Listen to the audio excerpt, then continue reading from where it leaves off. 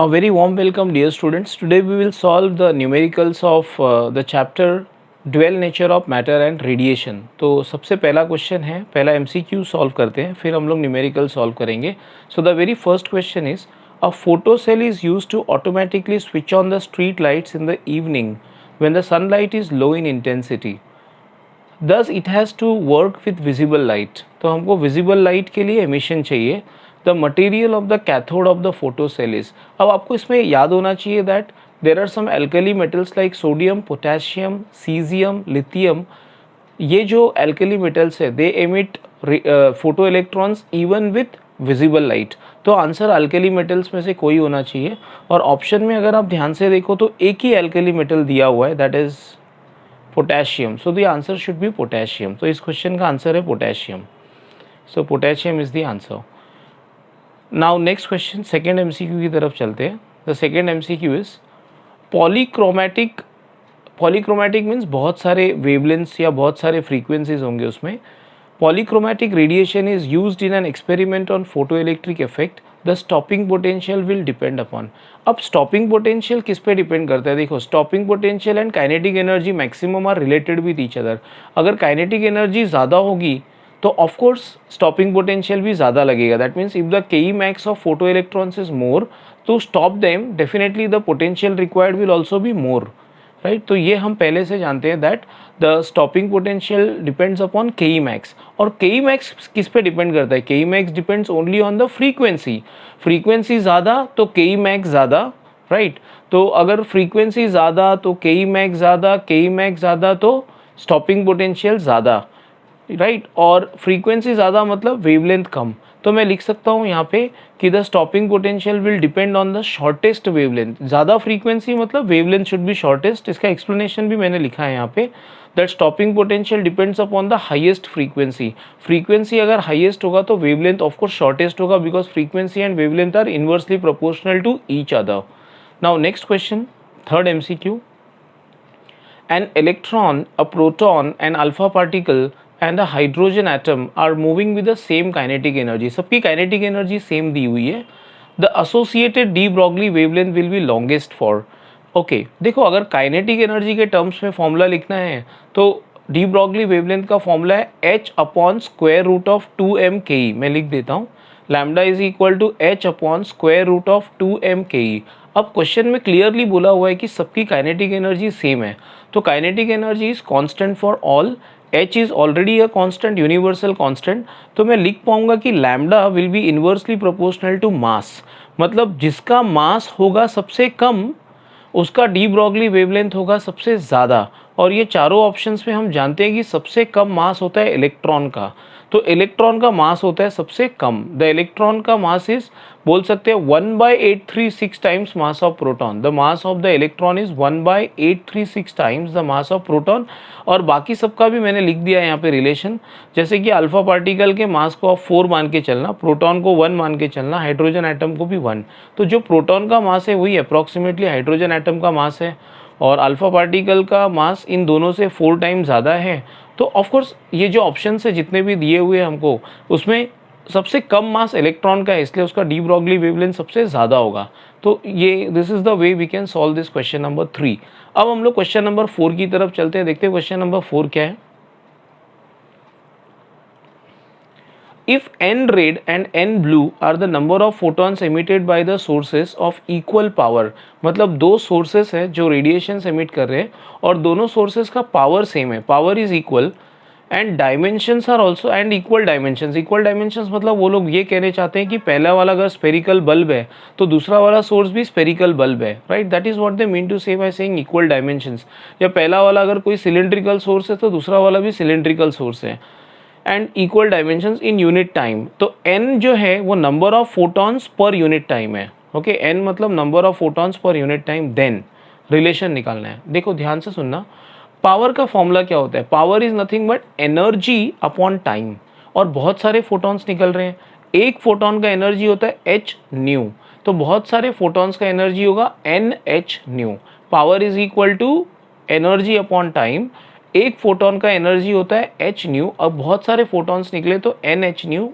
सो power होगा nh nu by t. मैं यहाँ लिख देता हूँ पावर का formula N H nu by T, और हमको दिया हुआ है कि ये number of photons per unit time is nothing but capital N, और उसी का रिलेशन हमको ढूंढना है। अब प्रॉब्लम में ये भी दिया है कि दोनों का पावर इक्वल है। पावर इक्वल है मतलब मैं ऐसे लिख सकता हूँ कि power of red equal to power of blue, तो n red h into mu red is equal to n blue h into nu blue. अब एच तो दोनों का सेम होगा तो एच कैंसिल हो जाएगा and you will get a relation like this.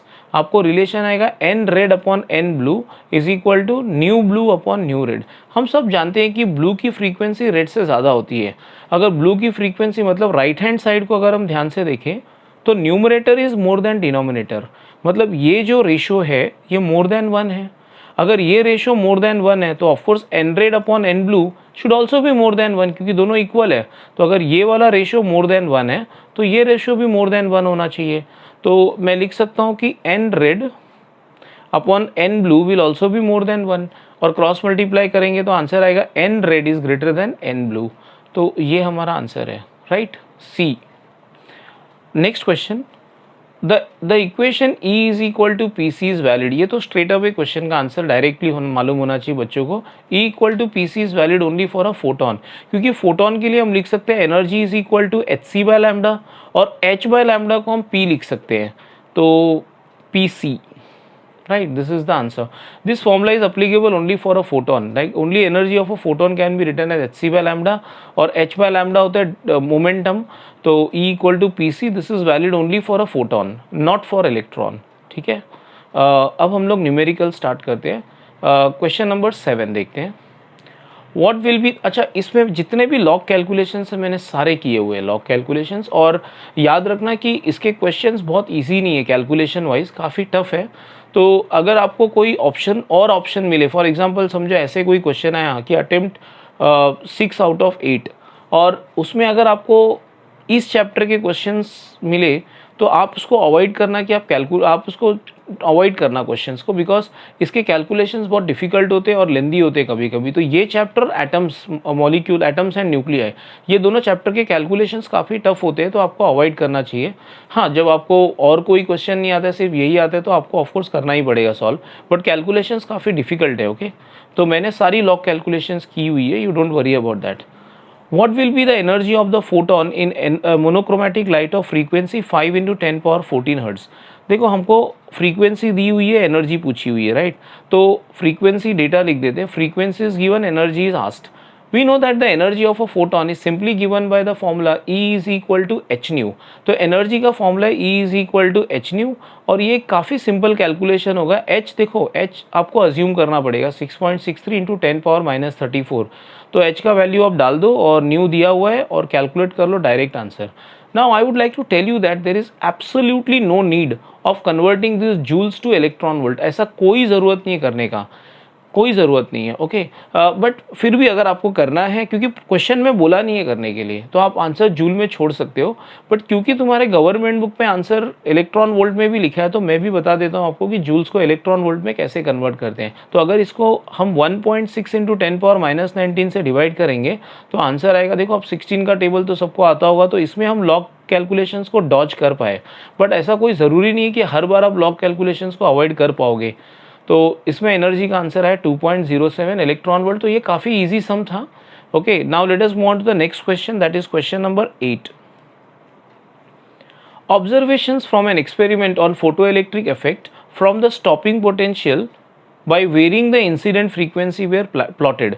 मतलब शायद ऐसा किया गया कि वाई एक्सिस पे स्टॉपिंग पोटेंशियल को रखा गया और एक्स एक्सिस पे फ्रीक्वेंसी को रखा गया और एक ग्राफ बनाया गया, right. The slope of the graph was found to be 4.1 into 10 raised to minus 15 volt second। मतलब उस ग्राफ का स्लोप का वैल्यू हम जानते हैं। Given that the charge of the electron is 1.6 into 10 raised to minus 19 coulomb, the value of Planck's constant is। अब आप ऐसा मत कर लेना कि सीधा लिख लेना कि we know that Planck's constant is 6.63, गलत है, क्योंकि अब पूछा हुआ है तो आपको ये डेटा से h का वैल्यू निकालना पड़ेगा। आप डायरेक्टली अज्यूम मत कर लेना। हाँ, आप बोल सकते हो कि ये एक बोनस क्वेश्चन है, क्योंकि इसमें आपको आंसर पहले से मालूम है कि आंसर लगभग कितना आना चाहिए। हम सब जानते हैं प्लैंक्स कांस्टेंट का value 6.63 into 10 raised to minus 34 है। तो ये प्रॉब्लम सॉल्व करते समय आप बिंदास सॉल्व करना, आप जानते हो पहले से कि बस यही आंसर आना चाहिए, इसके आसपास आंसर आना चाहिए। ठीक है, तो देखते हैं। We know that K E max is equal to H nu minus W0, ये फॉर्मूला हम सब जानते हैं, राइट। पहले मैं डेटा लिख देता हूँ। हम फॉर्मूला जानते हैं कि K E max is equal to H nu minus W0, और के ई मैक्स को EVS भी लिख सकते हैं, E इंटू स्टॉपिंग पोटेंशियल।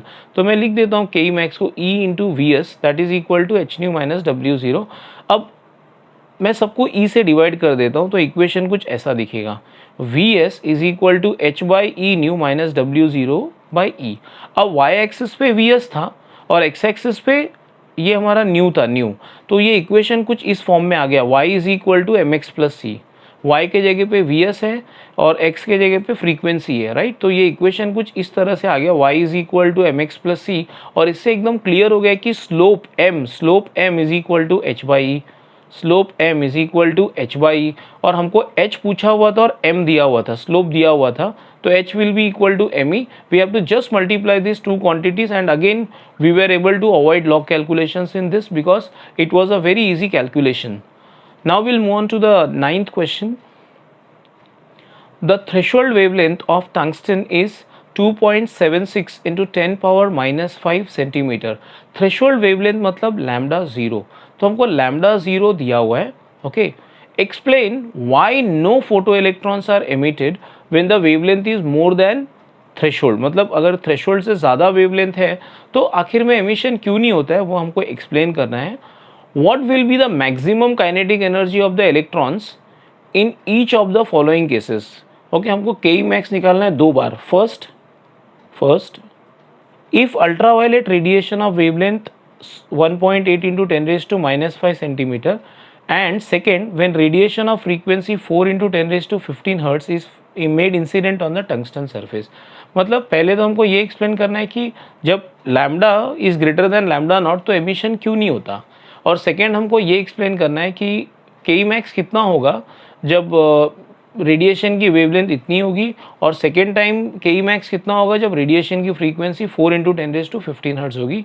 तो लेट अस सॉल्व। पहले तो मैं डेटा लिख देता हूँ ओके, डेटा ये आप देख लेना। तो ए पार्ट सॉल्व करते हैं। देखो, अगर lambda is greater than lambda naught तो उसका रेसिप्रोकल लेंगे तो क्या आएगा, if lambda is greater than lambda naught मतलब if the wavelength of the incident light is greater than the threshold wavelength, then if I take the reciprocal, what answer I will get? I will get 1 by lambda will be less than 1 by lambda naught।